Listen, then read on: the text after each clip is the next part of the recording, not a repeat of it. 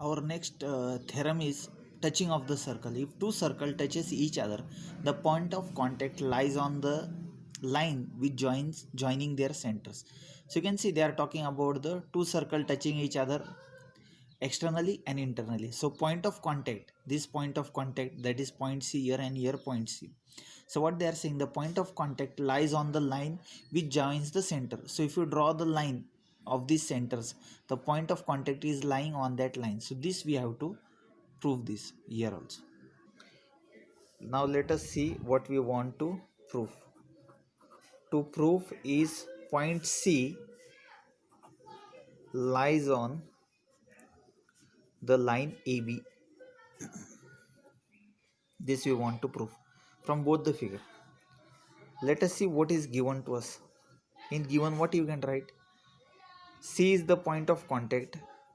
C is the point of contact of the circles which has center A and B respectively, which has center A and B respectively for externally and for internally. Now let us see the proof.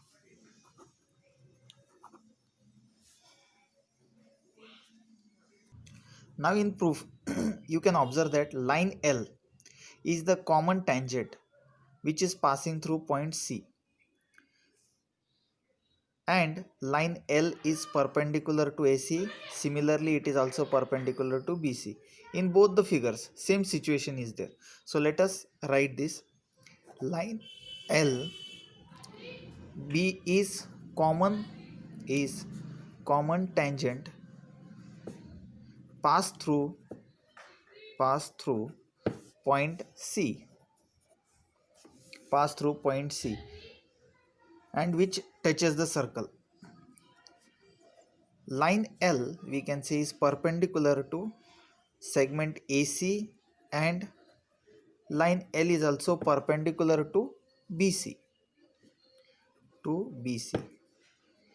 Similarly, AC is also, we can write AC is perpendicular to line L, and segment BC is perpendicular to line L. So what is our observation?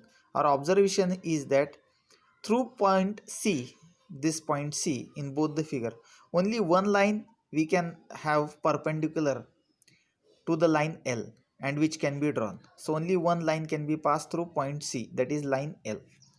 So we can write that only one line perpendicular to line L can be shown.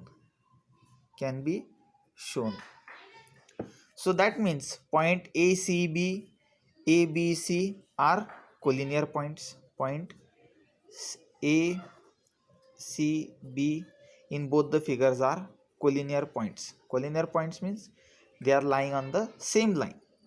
So hence we can say that point C lies on line AB. So this is the proof of this theorem.